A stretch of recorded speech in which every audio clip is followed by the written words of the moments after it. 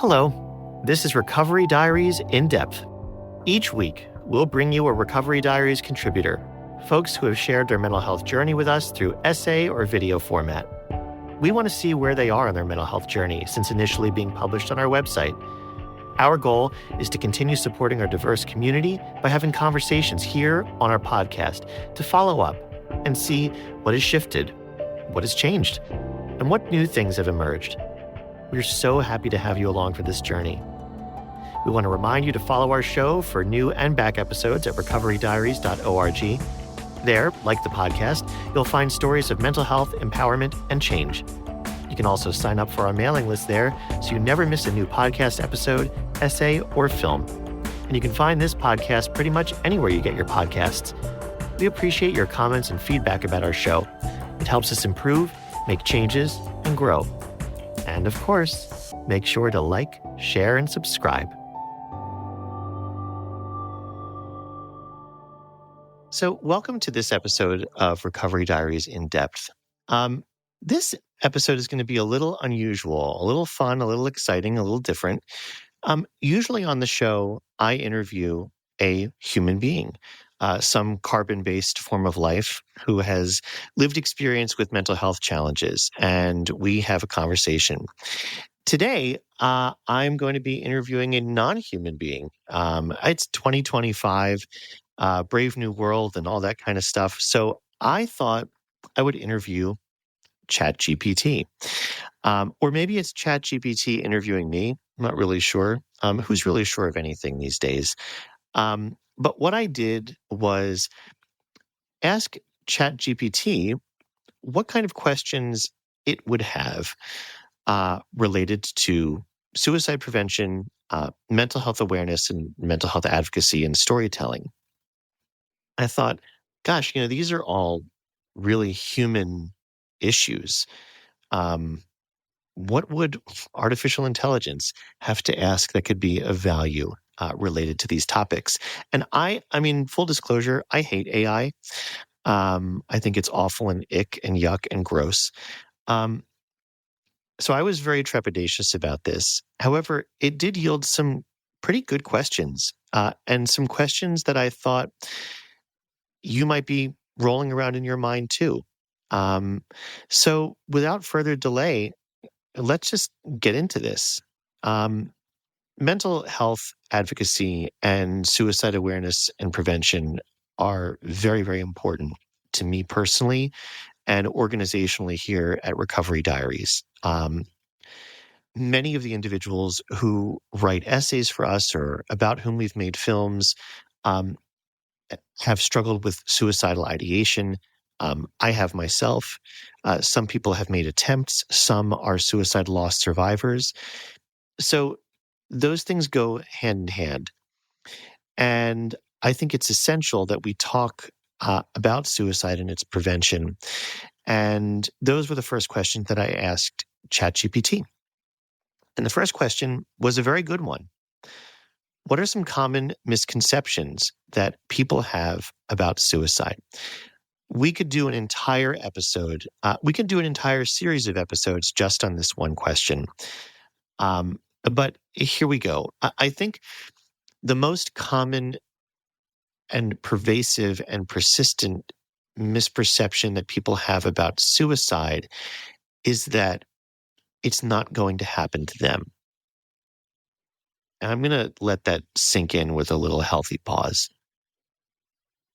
The most pervasive and persistent misperception that people have about suicide is that it's not going to happen to them, that it's not going to happen to you, that it's not going to happen to me, that that's somebody else's thing. I don't have to worry about that. And unfortunately, it's not true. Suicide can happen to anybody. And we all in our lives carry certain risk factors that can make us more prone to dying by suicide. And we also carry protective factors, things in our lives that are helping to guard against us taking our own lives. But the fact of the matter is that anything can happen to anyone at any time. So there is nothing that really inoculates you from the risk of taking your own life. Having a great job doesn't inoculate you or guarantee you're not going to kill yourself. Having a fabulous relationship or marriage, um, having everybody in the world like you and think you're really swell, having a ton of money in the bank, those can be protective factors, but they're not ironclad guarantees. Um, Also, not having a diagnosed mental health challenge doesn't guarantee that you're not at risk for taking your own life. Um, I hear the statistic batted around all the time. 90% of people who take their own lives have a diagnosed mental illness. And I think it's absolute bullshit. Um, because how do you know that about someone who's taken their own life unless you have evidence that they have gone to therapy, that they've received a clinical diagnosis? So I would say that it's probably half and half, if we're going to be talking numbers. Um, and talking numbers related to suicide is very problematic, and we can talk about that later also. But yeah, I think that's the biggest misperception. There are lots of other misperceptions that are rooted in archaic beliefs about suicide. People who kill themselves are selfish is a huge misperception that seems to stick in certain circles. People who take their own lives are weak. Another myth and misperception that people have. Another big one is that if someone is going to kill themselves, they're going to do it. And there's nothing that anybody can do. And that's bullshit also. On the back of both of my cars, I have a magnet that says suicide is preventable. And I could have chosen anything to write, but that's what I wrote because it's the truth. We can prevent suicide. Risk mitigation works. Restricting access to lethal means works. Getting people into treatment works. These things help. Can they prevent all suicides? No, but we can prevent some. And even if we can only prevent one, we've got to do what we can do to prevent that. So I'll leave the misperception question there. There are plenty of other misperceptions that people have about suicide and people who take their own lives, but we can leave it at that. Next, Chat GPT was super curious about what are some early warning signs that someone might be contemplating taking their own life. This is critical because if we're teaching people that suicide is preventable, we have to be teaching people about what to look out for in their family, their colleagues at work, their loved ones, their friends, people in their community. And oftentimes I hear this suicide came out of the blue. It was out of the clear blue. There was no warning sign whatsoever. Sometimes that's true. Oftentimes, there are warning signs. There are soft signs that someone might be thinking about taking their own life. And what are those? I'm going to start with a very obvious one. Acquiring access to lethal means, particularly a firearm. Okay. Especially if the person we're talking about is not a gun person. They've never shown any interest in a gun. They don't really know how guns work, but all of a sudden they've got one. They mention that they've purchased one. That's a it's the reddest of red flags right there. And that needs to be followed up immediately with the question, are you thinking about killing yourself? You've never been a firearms person. You've never collected guns or gone to a gun show or had any interest in this whatsoever. What's this about all of a sudden? Are you thinking about taking your own life? So that's a really obvious one. Okay. There are other, of course, lethal means that people use, stockpiling pills, that kind of thing. Something else that you want to be on the lookout is changes in established patterns. The people in your life that you know them really well. Okay. If someone is behaving in a way kind of all of a sudden that really deviates from what you know about that person, that should be cause for alarm. Suddenly they're sleeping all the time. Suddenly they stop taking care of their ADLs, which is activities of daily living. They've stopped showering, they've stopped shaving. If they were really fastidious, they've stopped ironing their clothes, that kind of thing. They've stopped going to work. If we're talking about people who are in your social network online, there are still things that you can observe. Someone used to post once a day. Now 3 weeks have gone by and they haven't posted, or they're posting kind of dark stuff. They're saying hopeless things. God, I just can't do this anymore. It's not going to be, I just want to kill myself. Usually it's going to be softer signs. There's going to be softer language, especially if someone is kind of dipping their toe into the water of feeling how parasuicidal language feels in their mouth. I just don't want to do this anymore. I just don't want to wake up anymore. I just want to go to sleep and never wake up. That's a big one. If someone's getting more irritable, short fuse, they've started drinking more, or just started drinking if they never drank, or using drugs, engaging in risky behavior. Another warning sign is giving stuff away, particularly stuff that this person values a lot. That's a big, big, big red flag that someone might be preparing to check out. Another thing to be aware of is making amends, especially with people this person hasn't spoken to in a long time. If you get a phone call from someone you went to high school with and you're 40 and you haven't heard from them since high school, and they're like, hey, I feel really shitty about that thing, that happened in high school. I want to apologize to you. That's really odd. And that should be raising an alarm bell. Um, you know, People who are thinking about taking their own lives, some of them want to leave with a clean slate. So they might be looking to right wrongs from their past. Um, so these are all things that we can look at and notice and then do something about it. And that thing to do about it is to ask the question, are you thinking about killing yourself? Are you thinking about taking your own life? This goes back to the first question about common misperceptions.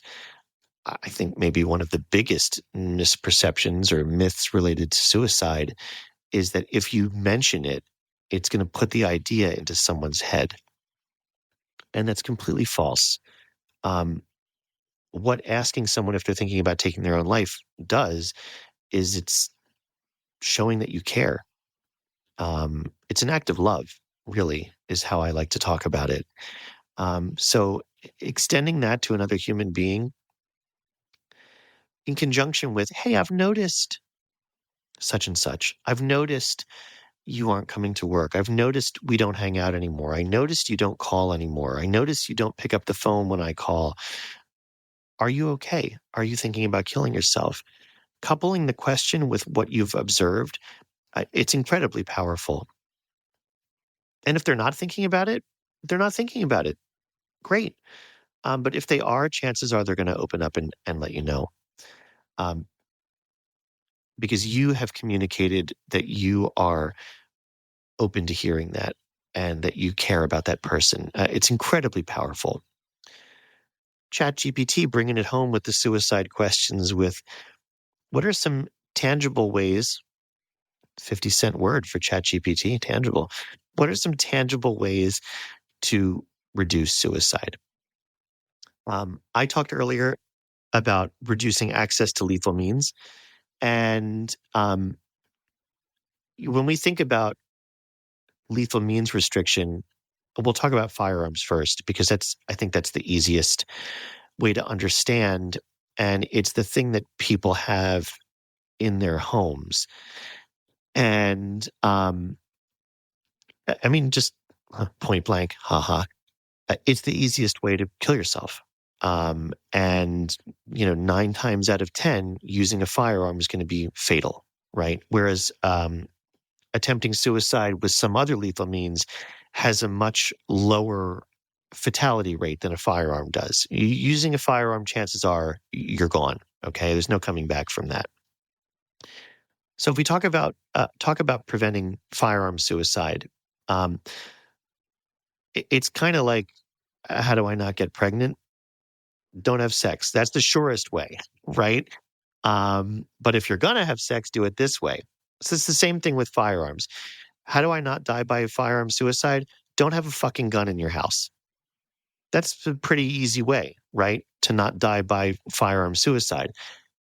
If you're going to have it in your house, which it's America and you can make that choice, there are some things that you can do to keep yourself safe, to lower your risk of taking your own life.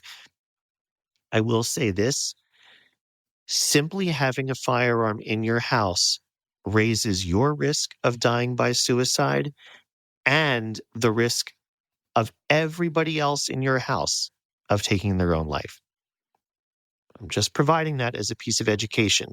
You may not like it, but it's true. Okay. But now let's get to what we can do to reduce it. Safe storage, kind of like safe sex, right?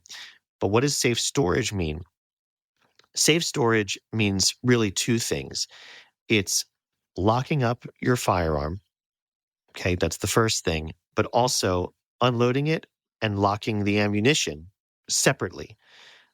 Like if you have a 2-story house, ammo is locked on the first floor, firearm is locked on the second floor.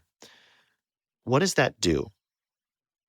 If you are thinking about suicide, um, it lowers that risk of taking your own life by slowing you down. Instead of just pulling open the bedside table drawer, pulling out a fully loaded firearm and using it, that doesn't take much time at all. But it does take time to crouch down, punch in the numbers or do the dial on the safe or, undo the trigger lock, then go downstairs and you see what I'm saying, right?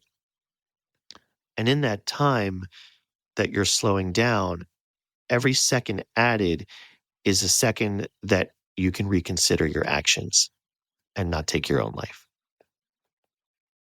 Um, Another way that you can reduce risk of taking your own life with a firearm, if you insist on keeping one or multiple in your home, is getting the firearms out of your house if there is a crisis that you know or that a family member knows is happening or is on the horizon.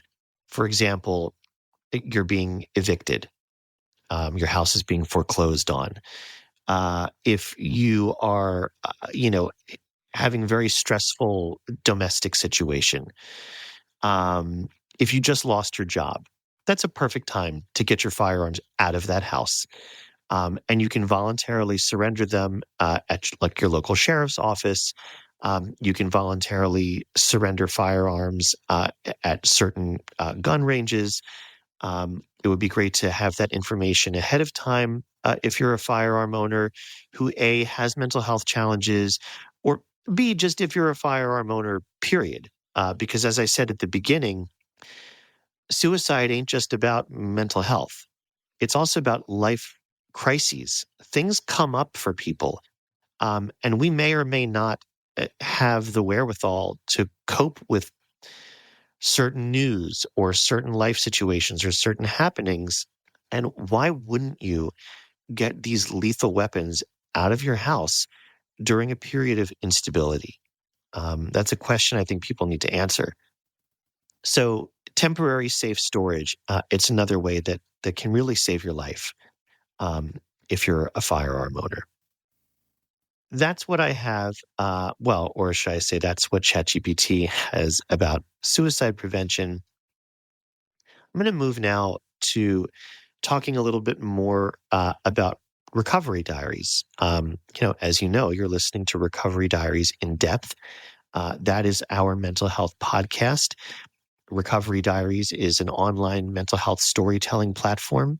And we tell these stories through personal essays and through films and now through this podcast. Those are the three tines of the fork. And when I asked ChatGPT, well, what it would want to know about Recovery Diaries, it was like, hey, what do you do at Recovery Diaries? Gabriel Nathan, if that really is your name, it is. Um, So I'm the executive director, and I started working in the nonprofit world, God, I don't know, when I was 22. I didn't know what the hell an executive director did at a nonprofit. I think I know better now. So what I do is I really manage all of the day-to-day operations of Recovery Diaries. I collaborate with our team, which consists of our website manager and graphic designer, the filmmaker who makes all of our films, our editorial assistant, our two essay editors, our director of development. And I've just started doing social media, literally doing it, posting and responding to comments and all of that thing. That's a temporary arrangement because it's a little more than I want to be chewing at the moment. So I'm responsible for the content on the site. I also have a portfolio of writers with whom I work to help them tell their stories. Like I said, we have two part-time editors. I also edit essays here part-time. I think it's really important for me to maintain that relationship with writers. I pre-read all of the submissions that come in. I respond to all the comments on YouTube, on our films, and of course on the essays as well.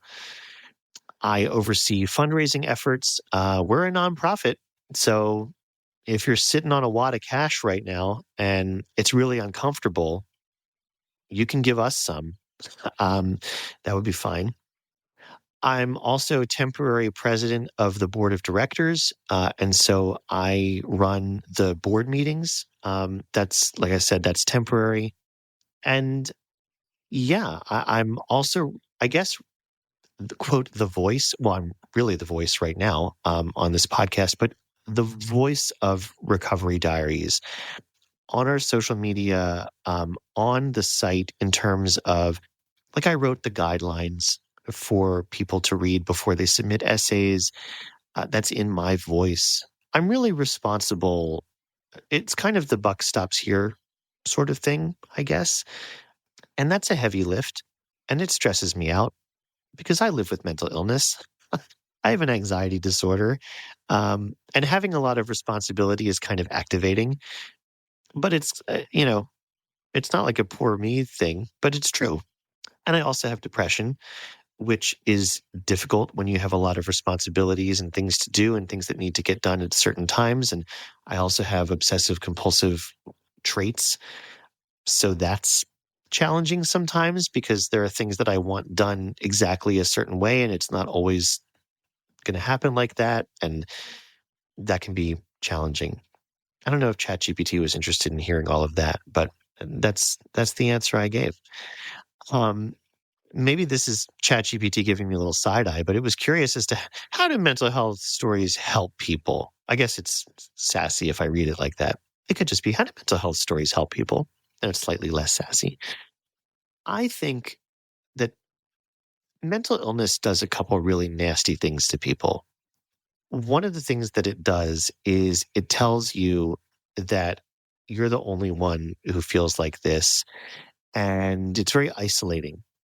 And we've created a community here on Recovery Diaries that is a clapback to that voice that mental illness says, oh, you're here on this island all alone. It's impossible for that to be true because of all of the evidence that we have on our site. People from all over the world living with bipolar disorder, living with schizophrenia, living with addiction issues, living with PTSD and OCD and autism spectrum disorders, the whole gamut. It's all here. People of different gender identities, different ethnicities, races, all different ages are all here. So we are here to show emphatically and definitively that you are not alone. And I think that's really helpful for people. The other thing mental illness does is I think it robs people of their voice and their agency in telling their own stories. And, that's a huge part of what we do. It's the core of what we do here to amplify the voices of people living with mental health challenges. Of course, people can write on personal blogs and diaries and they can publish elsewhere, but I feel we give people here something unique. We give them access to a professional editor, an editorial relationship that sometimes lasts for months with drafts going back and forth and really, really personal attention. We also give people compensation, $250 at this particular point for a published essay, which is very important. I think there's an expectation that people with mental illness should be just telling their story for nothing. And that's not true. And that's not okay. And that's not ethical. So we think it's very important to compensate people and compensate them as best we can, given our own budgetary constraints. So that's what we do. And we try to give people what Glenn Holston, our filmmaker, calls the red carpet treatment. The essays are laid out beautifully by Leah, our graphic designer, and our documentary films are gorgeous. I think they're the best mental health documentary films out there. Maybe I'm slightly prejudiced. But I think elevating people's writing and elevating their personal experiences through beautiful artistic filmmaking, getting Studio 1935 to produce our podcast to the highest audio standards, using wonderful sound engineering. That's all part of what we do. And we're not content to do things by half here, because the bottom line is people with mental illness deserve better. So there you go. The other question related to Recovery Diaries is, if people are not writers, how can they get involved? So, right. One of our main cores here is mental health storytelling through the personal essay. And I guess I have two answers to this question.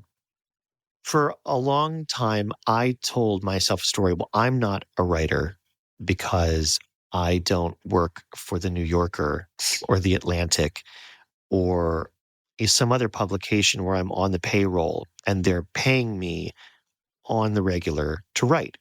Therefore, I'm not a writer. I'm not a professional writer. And that's the story I told myself. The fact of the matter is that I am a writer, and I write all the time. And you don't have to be on someone's payroll or, win some kind of book award or whatever to be a writer. So I think you may be telling yourself that you're not a writer, but you may actually be. So don't let a kind of self-defeating narrative tell you that you are to be excluded from Recovery Diaries because you have mental health challenges, but, oh, I'm not a writer, so I can't, write an essay. The other thing is, maybe you feel like, okay, I can write, but I can't write like that. I can write, but it's not good enough to be on the site. And what I would say to people who think that way is, well, that's why we have me working with writers, and that's why we have Evan and Laura, our two part-time professional editors, because quite often I will get a submission where, like, maybe it's not the greatest writing on the universe, but it's a very compelling story. And we will happily accept that submission, just knowing that our editors are going to be working with this person to brush up the writing skills, to clean up the grammar, to let them know how they can make it more compelling or perhaps better structured. We are absolutely willing to do that. A lot of people who come to us, they're not, quote, professional writers, or this is their first published piece. And we love that. We work with people who are professional authors, and we also work with people who are doing this for the first time. So wherever you are on that spectrum, just submit. Let us make the decision. Next, Chat GPT, we were going into questions about mental health advocacy. I'm a mental health advocate. I'm a suicide awareness advocate, in addition to the daily work that I do at Recovery Diaries. So what advice would you give to someone who wants to start out in mental health advocacy? This is difficult to answer because there are people who are mental health advocates, and that's what they do. And that's how they make their living. They make their living by giving paid speeches. They make their living by ad revenue from very successful social media platforms. They make their living through partnerships with organizations or pharmaceutical companies or doing events and receiving compensation. And then there are people who are not at that level or don't want to be at that level or have another job and they just want to do mental health advocacy kind of on the side. And I guess my answer then is, what do you want to do? Do you see this as your profession? Do you see this as something you want to do on the side? Because that's going to kind of change the answer. But I think the first question after that you have to ask yourself is why? Why do I want to be a mental health advocate? What is it about that that's calling me? Is it my own lived experience? Is it a deeply affecting experience of a friend or a loved one? What is driving this train? And then you need to look at what do you have that's unique to bring to the table? I used to do advocacy with a 60-year-old car, and I used that to bring attention to suicide and its prevention and awareness. And I used my writing. What do you have in your wheelhouse that's interesting, that's unique, that you can use to help amplify your message? Is it music? Is it art? Is it baking? There's the depressed cake shop that spreads depression awareness through cakes and cookies and baking. What is it out there that you already have in your own personal arsenal that you can steer towards mental health advocacy and awareness? And the other thing that you have to ask yourself is, do I have the mental capacity to do this? Burnout is a real thing, and I have sure felt it, and I still feel it at times. And there are times when I cannot be as active and as visible. And I have the luxury and privilege to be able to step back because I have a job. And, I can do my job, but sometimes the suicide awareness advocacy takes a back seat. And I'm just not as visible. I'm not as active. I sold the 60-year-old car partly because I knew I needed to step back and make changes. So you really need to do serious and regular check-ins with yourself. Am I okay? Am I okay to keep doing this? And if I'm not, am I okay with that? Am I okay with taking a break or maybe permanently stepping aside from it? Because I have talked to a lot of advocates who knew it was time to step away, but it was too hard to let go of. Um, and they stayed too long. And that can have really deleterious effects. So you really need to be honest with yourself about that. What are some of the biggest threats you see to Americans' mental health in the near future? Well, I guess this is where I have to make the disclaimer that these views are my own and they don't necessarily reflect those of Recovery Diaries or Studio 1935 or anyone else except Gabriel Nathan. The biggest threat to Americans' mental health is Trump. Okay? It is Donald Trump and the stink that surrounds him and that is permeating American culture. The fuck your feelings culture. I was driving behind a car just this morning with a drawing of Trump in his underwear, or maybe it was a diaper. That would be more appropriate, I think. But with his ass out at the car and back, which was me in this particular instance, and it said "kiss my ass." This is the biggest threat to our mental health. Okay, because if I understand Make America Great Again, it's all about driving the car backwards. And when we drive the car backwards in terms of mental health, we are driving the car towards a time when people did not talk about their mental health. They drowned their trauma in alcohol. They hid abuse. They told boys to suck it up, buttercup, boys don't cry, let's slap our kids and not talk about things that are going on. If we're gay or anything other than straight, let's repress that. Let's shove everyone and everything that isn't a straight white Christian into the closet. And that's dangerous. And that's where we're headed. And I think that's what they want. And this whole idea of being soft, let's be soft for the next 4 years. Please don't lose your softness.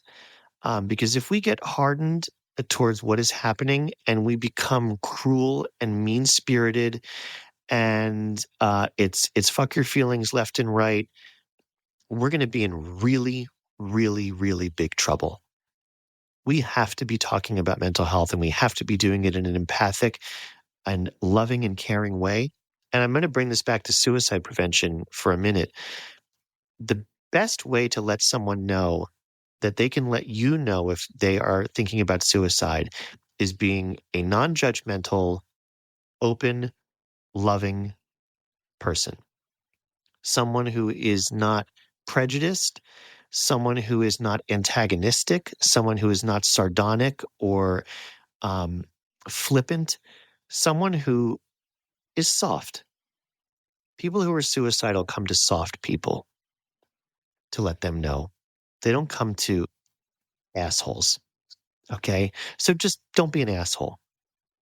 Let's try to push back against that as best we can for the next 4 years, because that is hands down the biggest threat to Americans' mental health.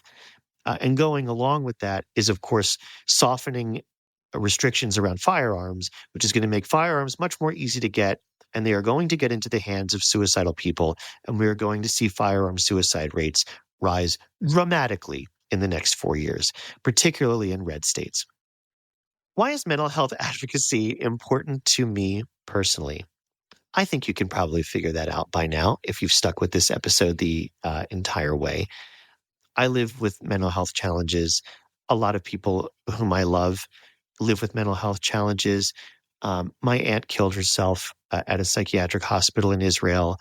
I used to work in a locked inpatient psychiatric hospital. I have seen and felt a lot of suffering, and a lot of it has been unnecessary, I think, or could have been lessened through changes to public health, through increases in advocacy, increases in awareness, increases in talking about things that are hard to talk about, thereby making them less hard to talk about. And I just believe it's so vital that we don't keep things in, because it just creates an implosion. It just corrodes. And that's how we break. So that's why it's important. The more we talk about it, the more we understand it, the more we understand each other, and the more empathy we have for each other. What gives me hope for the future? Chat GPT. What a lovely way to end our time together. You, and not Chat GPT, but you listening, you're giving me hope for the future. If you're listening to this, you're making an investment in your mental health. You are choosing something that is helpful and hopeful to you. You are what's helping me feel hopeful about the future. And I'm so very grateful to you.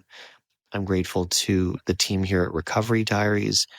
And I am hopeful for the next 4 years and beyond, because I have to be. There is another choice to make, but I don't want to go down that road. So I'm choosing hope. I choose help when I need it. This is the start of my 15th year in therapy. And that's okay. We need the help that we need when we need it. So whatever it is that you need, whether it's this podcast or that podcast or therapy or headspace or yoga or reading personal essays on our site or watching our films or taking a walk or taking a pleasure drive, opening up to someone, writing something, expressing yourself, do it. You never know what's going to help you until you try.